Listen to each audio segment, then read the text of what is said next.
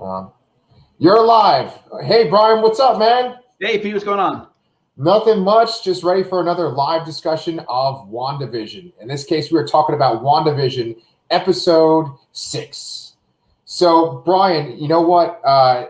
If people are watching this right now, they're watching it through the Anchor Pete channel.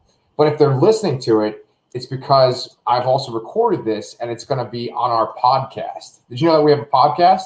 I did not know you had a podcast. Yes. And I'm going to send you some business cards and we're going to have some merchandise. No.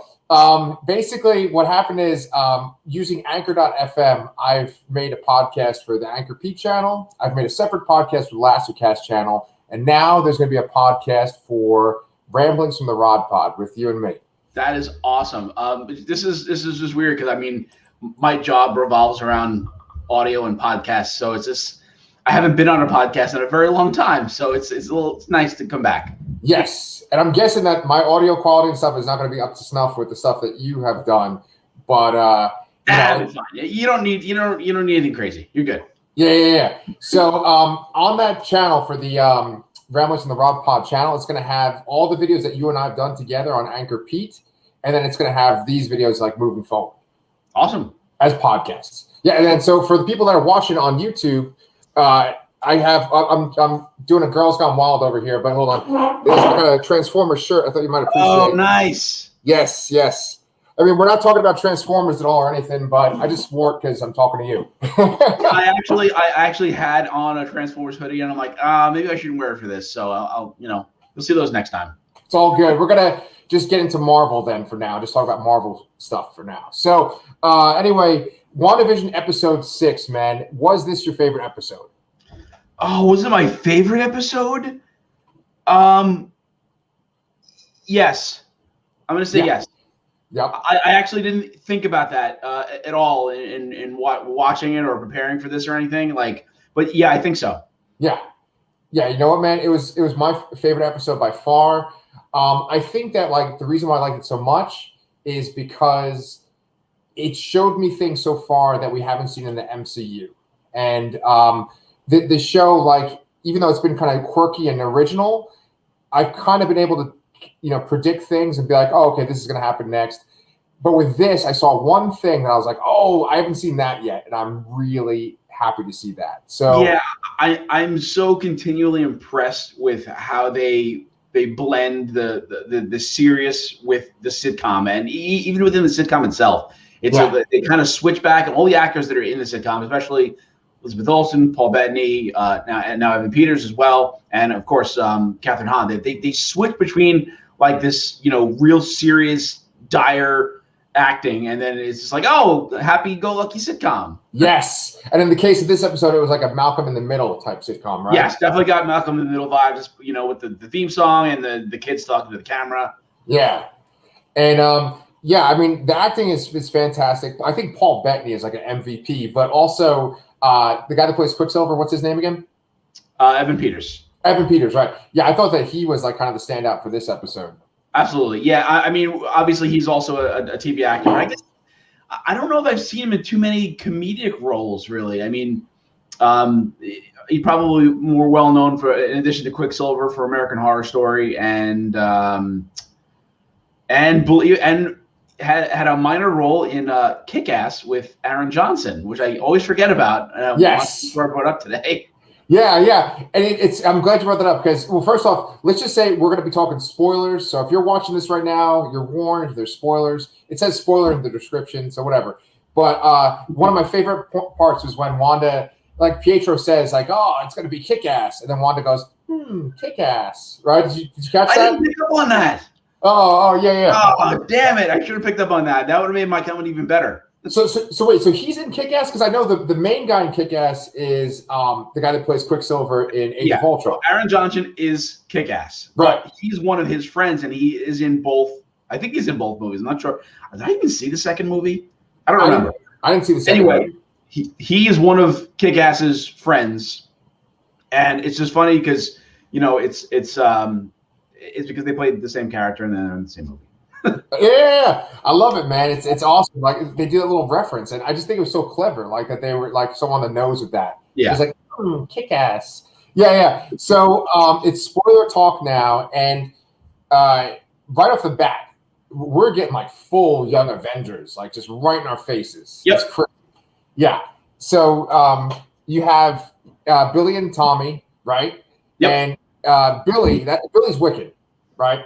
Yes. Okay. So Billy, like I think like maybe even the first shot in the episode after the credits is like Billy wearing his Wiccan costume, but he's a little kid. He's got to get. I mean, all the first of all, I had to say how much I love seeing the classic inspired costumes in this. It was just fantastic overall, and I with the exception of maybe Wanda, I also loved how everyone's was just kind of like very homemade. Like you could tell Billy's costume is a tie on his head. Yeah, he's wearing like a blanket as a cape or something. Right. Vision is wearing shorts and spandex, and it's just and then Quicksilver. Pietro has like cutoffs and like a blue shirt and the hair.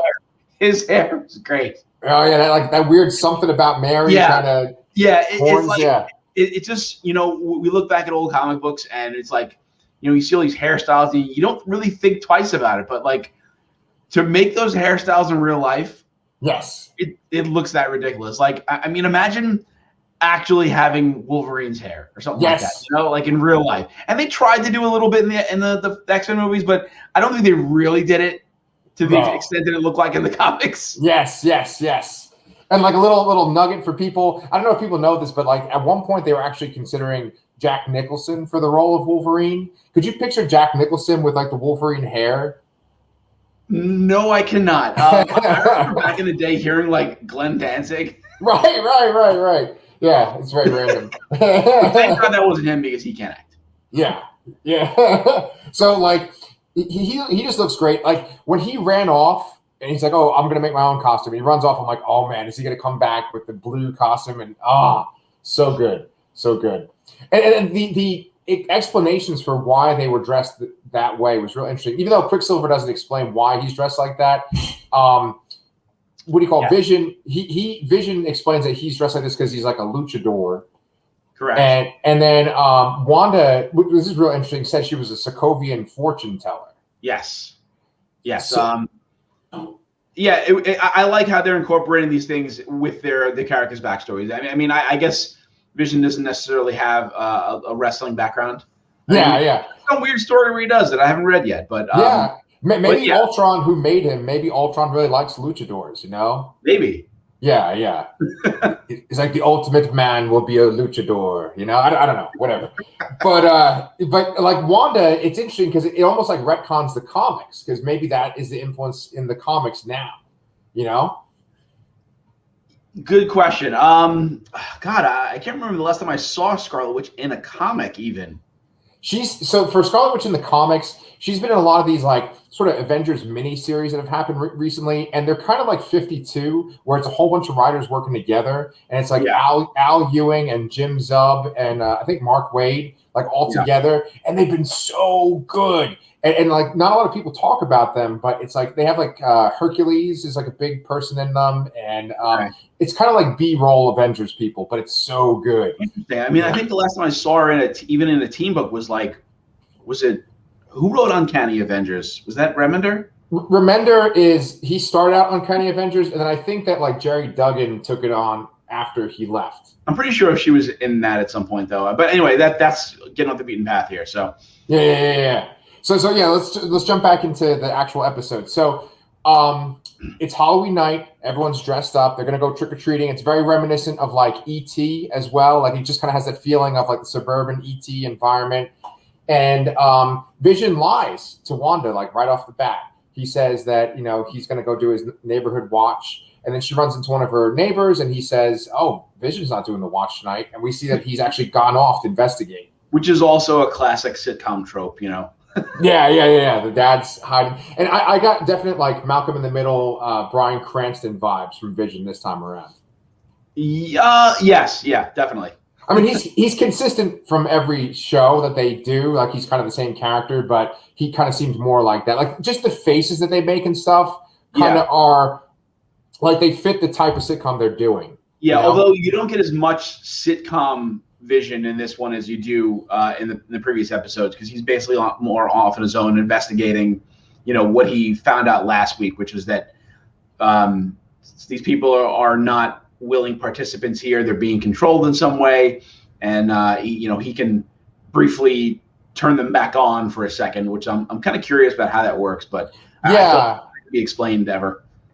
The way I took it, like just my comic book mind, I kind of took it like he's like phasing, like with the X-Men, with the comics and stuff. Whenever Shadowcat, Kitty Pryde can like phase technology. Oh yeah, she kind of messes up machines and stuff. Yeah. Yeah, because like if you think about Kitty Pryde in the X-Men Days of Future Past movie, she's able to like phase Wolverine through time, right, with his mind. Yeah. That's kind of the way I took it, because Vision has a similar power to that too. Got it. Okay. Yeah. So anyway, let's just focus on the Vision part for now, because I want to do the Wanda and Pietro part next, which that's my part I really want to talk about. But so for Vision, he goes to the edge of town. He goes to Ellis Street. Which, do you think that was a shout out right there? So I was trying to think of any points where Warren Ellis could have written these characters, and I couldn't find anything. The closest I came up with was like Next Wave. Oh yeah, right. Which, boom, boom, yeah. Well, with Monica Rambeau. Oh yeah. That's right. And other than that, what else has he written? Has he written anything with these characters? He's written anything major. I think he did an Avengers story that was like some kind of Avengers war story, and I bet you Vision's in that. But was it that original graphic novel? That's right. I never read that. Okay.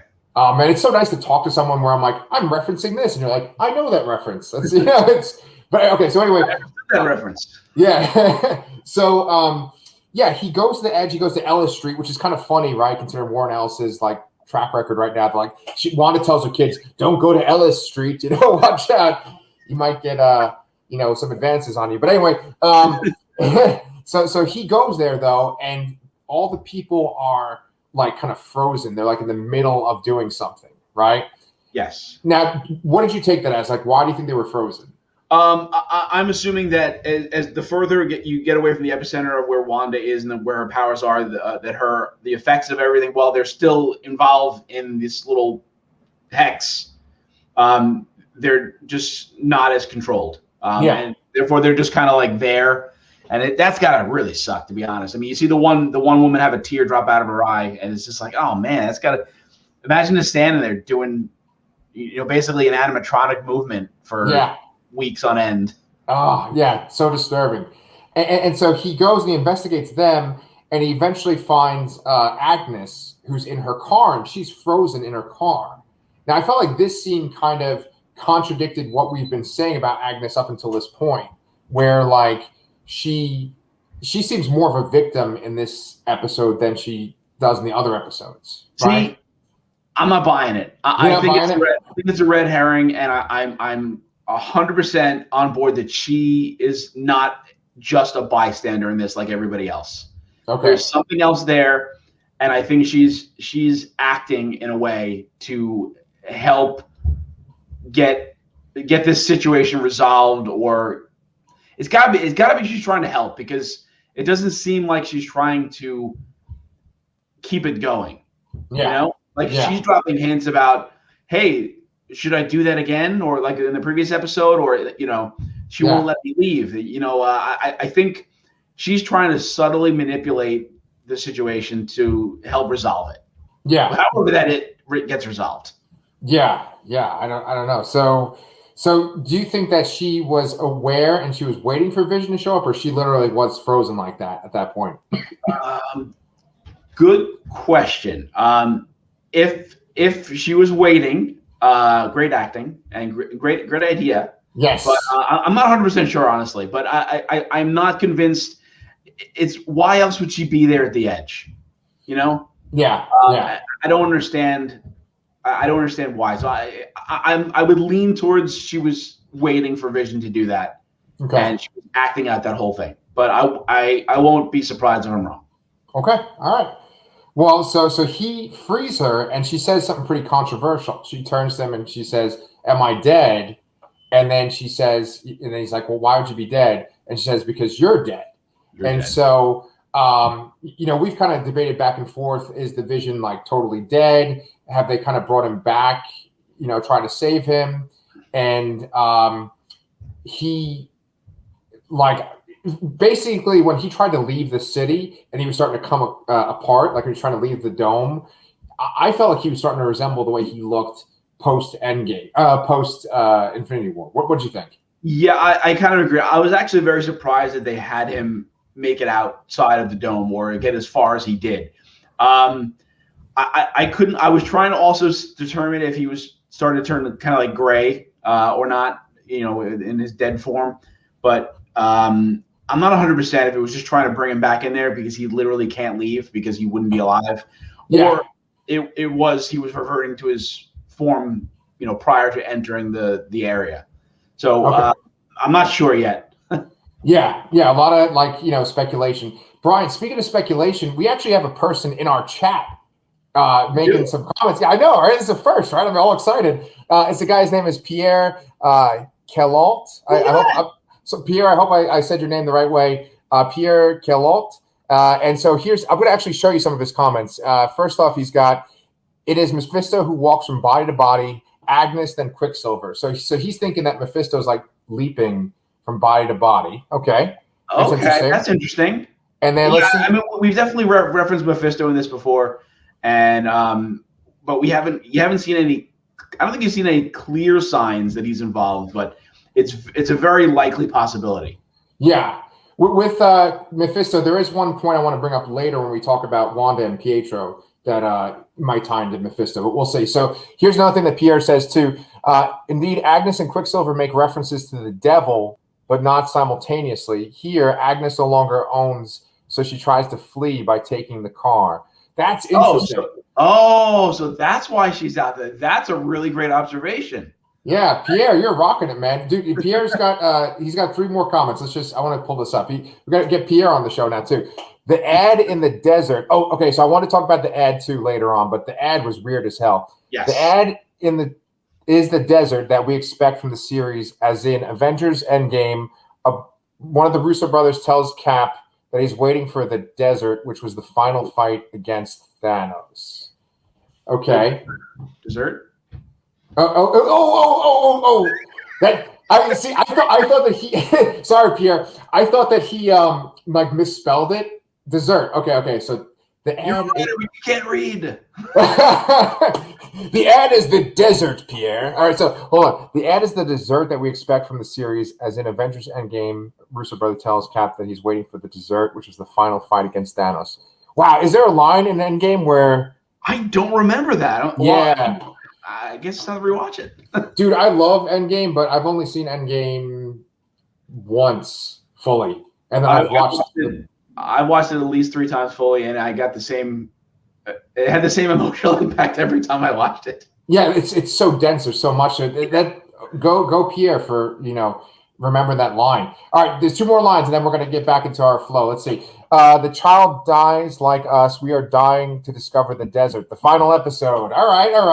Dessert. Oh, the dessert. Oh, I keep saying desert. Oh God. Okay. Mephisto's taking over me. He's like, you're not going to read correctly. All right. Last but not least, Vision knows Darcy from the email. So when he meets her, he will restore her memory and continue to investigate the hex, but also knows the truth that Darcy discovered about Edward. Okay. Go ahead. So, do we want to get to that part yet? I mean, that's kind of like one of the last things you see with the part with Darcy. So okay, this is what we do. We're going to talk about Vision and how he's trying to escape, and then how that wave is extending, and then we'll bring it back to Pietro and Wanda. Okay, so Vision is trying to break out. He's trying to tell people that they need help, they need to be freed, and he's literally deteriorating before our eyes. This triggers Billy with some odd interpretation of his powers, which I guess really aren't super defined in the comics either. He senses something's going on, which Wanda makes everyone in the town square stop, and then she starts to extend the barrier further, and to bring Vision back within the boundaries. And then she eventually pretty much catches everybody in that base, with the exception of Monica and Jimmy. and then the director, the acting director guy's name I can't remember, and a handful of other agents. Yeah. And in that, Darcy gets handcuffed to a Jeep, so she's definitely going to be part of the fabrication or simulation. Yeah. Next episode. Yeah, and so two things. First off, did you think that was going to happen at some point, where she was going to expand to bring everybody in? Did you think that was going to happen? I did not actually. So it was interesting, but it was. I mean, as soon as you saw him go out there, I was thinking like, how could she bring him back in without leaving? And that was an obvious choice. Yeah. Yeah, to me, it's like once Monica started to have that kind of conflict with the director, where she's like, "Hey, you're messing with someone super powerful here. You're going to face the consequences." I was like, "Okay, well, what are the consequences?" I don't think Scarlet Witch is going to outright kill them, so I thought that she would just sort of expand the bubble to absorb them too. Yeah, and then he also says that Wanda's reality will create the mutants. Maybe. Okay. So let's backtrack a tiny little bit here, and I want to mention back Quicksilver again. Go ahead. I mean, everyone when we first saw Evan Peters show up in the last episode, everyone's like, "The X-Men are here! The X-Men are here!" And I like some other people I read were saying like, "Whoa, hold your horses! I think this may just be some reference." Evan Peters is clearly Aaron Johnson's version of Quicksilver. It's not the Fox version. I don't think the X-Men are here. Maybe they could finagle some way that this could work, and that's how the X-Men come here. But I don't think that has happened yet. I don't think we're going to see any other X-Men references besides that. Just the flashbacks, the one or two flashbacks they show, and the memories, the references that this Quicksilver makes is clearly the same version. It's just maybe Aaron Johnson wasn't available, maybe Evan Peters was, and they just figured it could work some way and get people excited and talking, and it clearly has. But I 100% don't think that this is the X-Men now in the MCU. Okay. Yeah, I think I'd have to side with you that I don't think that it was a matter of Aaron. You're saying his name's Aaron Johnson, or Aaron Johnson? Yeah. Yeah, I don't think it was an issue of like that he wasn't available. I do think it was sort of to cause excitement and buzz. Yeah. But I do think like what you're saying, that he is that Pietro from Age of Ultron, and that it's just like he has the fixings or the attitude of the X-Men Ultron, Yeah. But clearly he like references stuff from Age of Ultron, and when she has that little flashback, the way that she did with Vision. Remember when she sees Vision as a corpse? Well, in this one she sees him as a corpse, right? Yeah. Yeah. Right, and so like it's just like he looks the way that Aaron Johnson did in Age of Ultron when he was killed too. So yeah, I'd have to agree with you on that one too. Yeah. And yes, also we have to. Pierre also mentioned Monica, and then Darcy saw her health record in the sword bunker there, and that her cells are changing. And I wanted to ask you this actually about that. Go ahead. So obviously she went into the bubble and came out. Yeah. Now why is it just her cells are changing, or is everyone else changing? Now, is it because she went in and came out? What is it because she has some passing relation to Captain Marvel? Yeah. From the past, or is when this is over, is everybody gonna have powers, and is maybe that the X-Men reference there? Yeah. Well, there you go. Like our third member of our discussion, Pierre, he's saying Hex-Men equals X-Men, right? But I think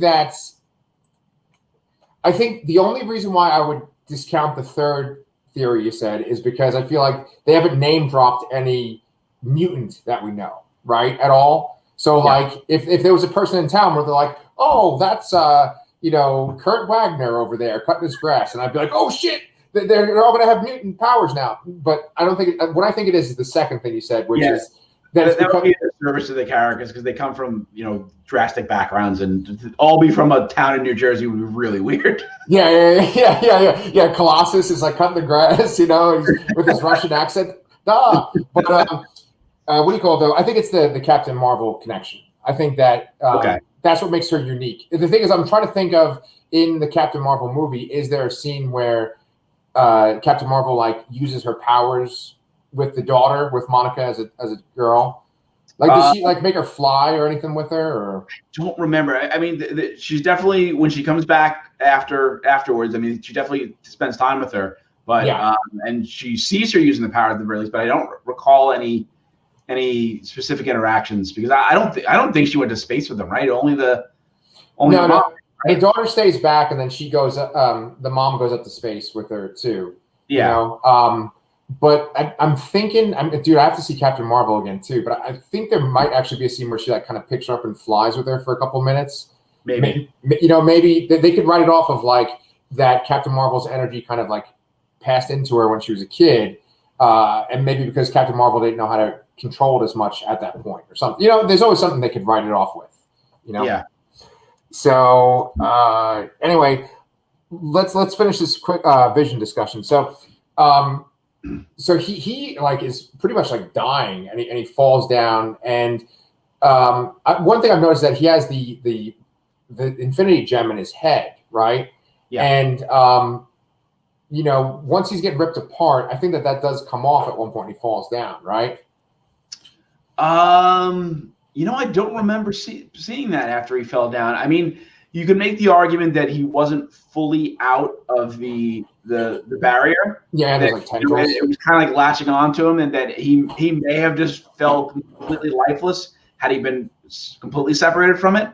Yeah. But that's something to pay attention to on a rewatch. Yeah. And we just watched it. Well, I just watched it today when I had free time too. Watched it any earlier? Yeah. All right, well, let's jump into the Wanda and Pietro stuff then, because that's the juicy stuff, right? Yes. So for me, what I was talking about in the beginning of our discussion was I really love that Wanda and Pietro exchange, because even though we're saying that Pietro is not the Pietro from the X-Men, it was giving me that kind of vibe, because he was like talking kind of like Quicksilver, where he kind of doesn't care. Like, he basically drops the fact that Wanda is manipulating all these people, right? That she's controlling all these people. And yes. he's okay with it. He's fine with all these people. And that's the way that Quicksilver in the comic would be. Quicksilver in the comic would be like, oh, these are just humans. Like, who cares if you're controlling them? Yeah. I also wanted to point out too, and I think this is just really a very small nod to it, but he says he was impressed by it, and he makes a comment about how she's made things subtly better for some of these people. Yes. And I think that has to be a slight little nod to House of M, if anything. Oh yeah. Go ahead, Trip. Yeah, no, I was just gonna say House of M, where she kind of for the most part, made her friends' lives better in a way. Not necessarily everyone, because you probably can't do it like that, but you know, right. All superheroes generally had some kind of a little bit more of a leg up. Yeah, really good point. No, I mean, the thing is, right, is that with this show, I feel like the comic references are like so overt. They're like so in your face.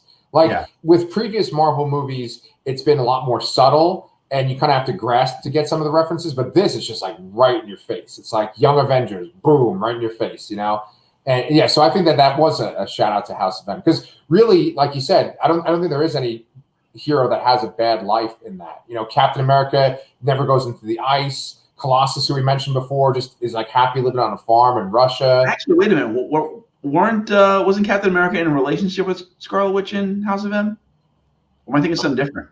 That might be something different. That might be like Ultimate X-Men or something. Because he grows up. He like becomes an old man by the present in House of M. Oh, okay. Yeah, maybe something different. Okay, you're right. He like goes to the moon and shit in House of M too. He's like an astronaut. Yeah, eventually. Anyway, so with that Quicksilver discussion with Wanda though, he mentions how like, hey, I didn't see the kids before. Now you brought these kids in, and I know that's addressing what was said in the previous episode, where like there were no children there, right? Like, did Vision ask her in that previous episode? He's like, "Where are all the children?" Yes. Right? Yeah, that was a good impression. Thanks, man. So she brought them in, I guess, for Vision's benefit, but it's like, where did they come from? Like, how did she get them? You know? Yeah, I think he was mostly referencing that not just Wanda's own children, but all of the children. Exactly. Yeah.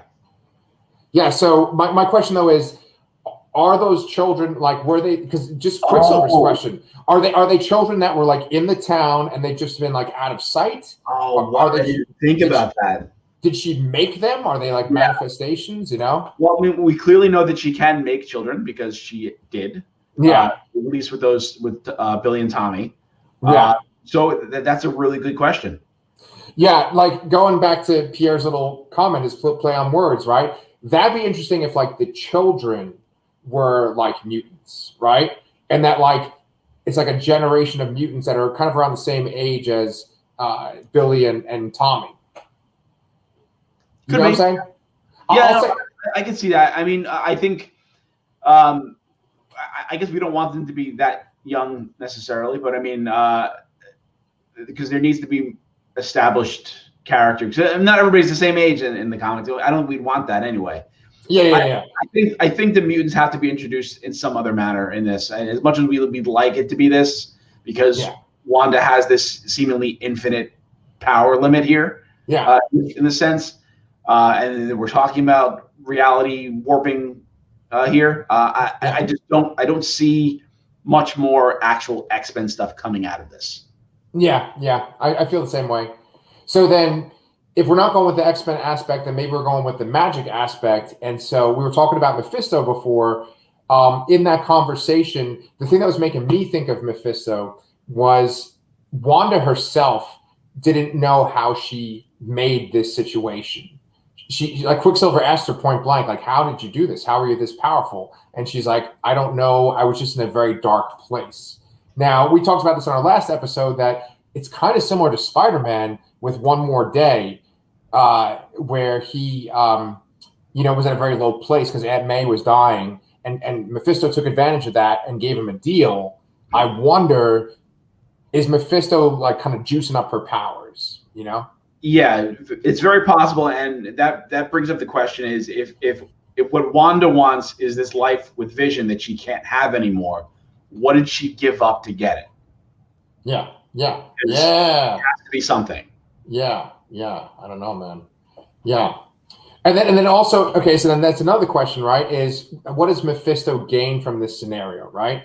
Because like I understand that just basic like, oh, it's causing chaos or it's like making people suffer. I get that. Or he gains. But what did he gain with One More Day? I mean, he took away this great love. Yeah. What did he gain out of that? I think that's literally what he was trying to get. Like he's like, oh, I'm so happy I took your love. You know, it's like this like real cheesy thing, right? Yeah. I mean, that sounds like some typical devil kind of things. You know, I mean, devil bad, devil do bad things. Yeah. I don't know. I mean, like the show seems so ambitious, and it's really just like swinging for for a home run each time. And it's like if Mephisto is connected to all this, which he might not be at all, and this does tie into Doctor Strange, and he's like a villain in that, then like, is it that he's trying to like break down the MCU? Like, let's say, just for argument's sake, that Wanda is able to take aspects of people from other realities, and that's why Quicksilver looks different, right? Like maybe other realities, the world has had apocalyptic situations, and that's where we're going to see the multiverse of madness, right? Because it's like other Earths, shitty situations, like Marvel zombies, right? Yeah. And maybe the MCU is an example of a world that continues to avoid the apocalypse, and maybe Mephisto's trying to like make Wanda go in that direction. You get what I'm saying, or is that? Yeah, no, I get it, but I was also fixated on our third side co-host here. Latest comment here. Oh, you can read him too? You can see this? Yeah, I can see him, yeah. Oh, nice. All right, cool. I'm just getting used to this. This is StreamYard. You know, I'm using. Okay, go ahead. Yeah. In the comics, Mephisto creates the souls of Tommy and Bill. Oh, shit, really? Yeah. So yeah, the ones that are the Tommy and Billy that is created by Wanda and Vision in the 60s or the 70s, but not the same ones that are in Young Avengers. Those are they were created from like a shard of Mephisto's soul or something like that. So yeah. Dude, comics are so weird. Yeah. I totally forgot that. But he brings up a really interesting point. Mephisto may be the stork from episode 3, which I find just kind of hilarious. Yes. And that she can't seem to get rid of. Mephisto only wants children for the children. Yeah. So why would he want children? I don't know. But okay, but here we go. Pierre and Brian, here we go. First of all, there's that chant in the second episode where they're like, for the children. Everyone in the town says that. So there's that. And then the second thing is, in this episode, there's this really freaking funny moment where like Quicksilver's running around the town and like silly stringing people and like messing around with people. Did you notice that like witch statue that was like right behind Wanda, just like looking right at the camera? Did you notice that? Yes. Because I'm looking at it and I'm like, oh, this is gonna be one of those thumbnail things that people like highlight. They put it on YouTube like as the screenshot, you know, because it was just like this weird, creepy witch thing that looked almost like a bird, and it was like facing right on the camera, you know. Okay, I'm gonna have to go back and look at that. I have a TV down here now, so I can probably even do that live. dude. Oh yeah, there you go. Well, you know what the cool thing about StreamYard is that like I could eventually put videos and shit in here and like play them. Oh, nice. Yeah. But what I was gonna say, Brian, is that like Mephisto, for the most part, in the comics, always looks like a typical devil, right? Like he's just like red, you know. And but I know that in the '90s there was a version of Mephisto where he kind of did have like a beak. You know, he was bigger and he was kind of fat and he had like a beak. You know. Yeah. So I don't know. I'm just that really stood out, that statue. I was like, what the hell is that? Yeah. You'll have to check. Yeah. No, there's no way I should put this TV on. It's just gonna confuse me. Yeah. It's all good. Well, we've been going kind of long too. Is there anything else from this particular episode that you want to talk about? I wrote some notes. Okay, while you're looking, I just want to talk about how funny. I just love that scene where like Quicksilver is running around the town and he's like silly stringing people and he's like smashing pumpkins, and every time that he's doing it, they're getting like a little live update. They're like, oh, someone's smashing pumpkins around town. And like literally the guy that's getting the updates has silly string on his back too. I love that. So funny. No, I guess I covered everything that I wrote down here. So that's good. Yeah. How many, so we're up to 6, right? So there's 3 more episodes left or 2? I believe so, yeah. 3? Okay, so we're up to the 90s. Next is the early 2000s. Is that the Modern Family or is that the Office or what is that? Good question. First of all, we don't know how long the sitcom aspect is going to keep up. Yeah. For all we know, maybe the next episode is the last time we see it. You know, but we have 90 more minutes or so to go, and a lot to still explain. Yeah. Wow. We have like almost a whole movie's worth to go. Yeah. That's crazy. I think that we probably have like one more sitcom, and that like things will come undone, and then the last 2 episodes will be like some sort of conflict episode, and then like a resolution episode of what happens. You know. And so you said there's going to be like a Modern Family one though, right? Eventually. I'm pretty sure I read that early on that they were going to spoof all the various generations of sitcoms. So. Yeah.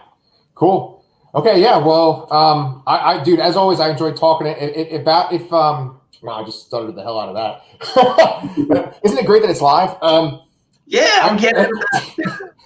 I was gonna say, I always enjoy talking about this stuff with you. We'd be doing this even if it wasn't for a show. Absolutely.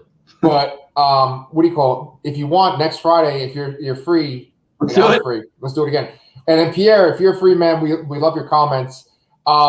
Just in general, guys, if you want to check out, like I said, the Anchor Pete channel, the Lastercast channel, and now Ramblings from the Rod Pod are all available on podcast services that you have, including Spotify and some other ones too. And then besides that, Sherry and I are reviewing short stories for the month of February. I have a short story review of the story Crouch End by Stephen King that I'm editing up, and that should be coming up pretty soon.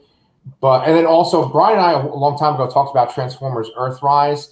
And if you're a Transformers fan, we're going to have that up on the podcast on the YouTube channel too. So cool. Well, Brian, as always, man, it's been a lot of fun, and I will see you probably in a week then. All right. Sounds good, Pete. Thanks, man.